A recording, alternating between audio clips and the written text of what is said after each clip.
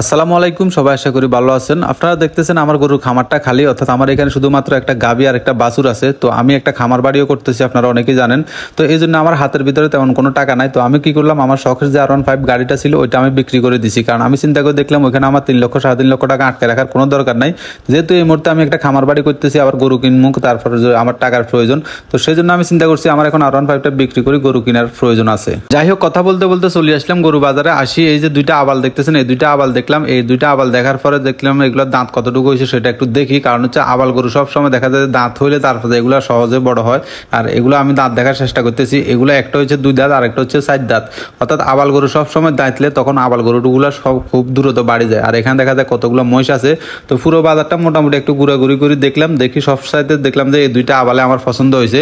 তবে রেড ওনার সাথে হইতেছে না, মোটামুটি একটু কাছাকাছি চলে এসেছি। যাই হোক, শেষ মুহূর্তে এই দুইটা আবাল অলরেডি কিনে ফেলছি, যে গাড়ির উপরে তুলিয়ে লাইতেছি।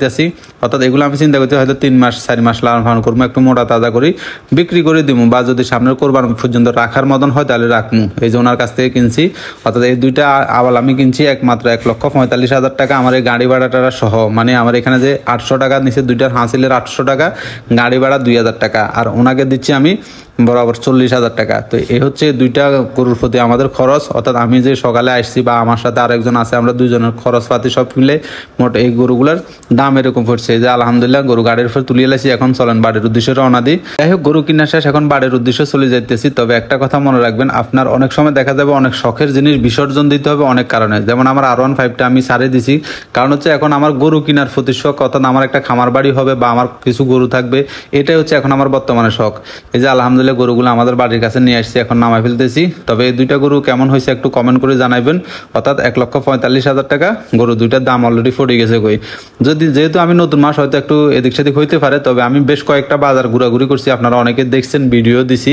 কারণ আমারে অনেকে বলছে যে মানে প্রথম বাজারে যাই গরু কেনার দরকার নাই, তুমি আগে বাজারে যাও, যাই অভিজ্ঞতা সঞ্চয় করো, তারপরে গরু কিনো। এর আগে গরু কিনিও না, কারণ বাজারে যাই তুমি হুট করে যদি একটা গরু কিনো তাহলে কিন্তু ধরা খাই যাবা। আগে যাইবা বাজারে, দেখবা যে বাজারের অবস্থা কি, বা তোমার যে এলাকার বাজারগুলো আছে এগুলোর অবস্থা কি দেখবা, দেখি তারপরে বুঝি শুনি তারপরে গরুগুলা ক্রয় করবা। তো আসলে এই গরুগুলো আমি কিনছি, এখন দেখা যাক তো আল্লাহ, দেখা যাচ্ছে 2-3 মাস অপেক্ষা করি, অপেক্ষা করার পরে কিরকম হয় রেজাল্ট হবে। তো এই যে দেখতেছেন গরুগুলো নিয়ে আসার সময় দেখা যাচ্ছে মাশাআল্লাহ খেরটার খাইতে আছে। যে গালবার ভিতরে আনি বুসি দিতেছি, এগুলো হচ্ছে গমের বুসি। মাশাআল্লাহ এগুলো কিন্তু খের খাইতেছে। আবার গাড়ির ভিতরে দেখলাম যে মানে যেগুলো শুকনা খড় আছে ওইগুলো খাইতে আছে। আমরা দেখি যে কিছু সময় যে ইন্ডিয়ান যে বলদ গরুগুলো আছে এগুলো কিন্তু সহজে কিন্তু খেত ধরে না। তো আসলে এগুলো কিন্তু খেত ধরা মাশাআল্লাহ। এই যে আমি এখান থেকে শুকনা খড় দিতেছি, এগুলো কিন্তু এগুলা মাশাআল্লাহ খায়। এই যে আমি এখন দিতেছি, আপনারা দেখেন এই যে গরুগুলা এগুলো খাইতে আছে। অর্থাৎ গরুগুলা মানে বোঝা গেছে যে সুস্থ। তো সবাই ভালো থাকেন, আল্লাহ হাফেজ।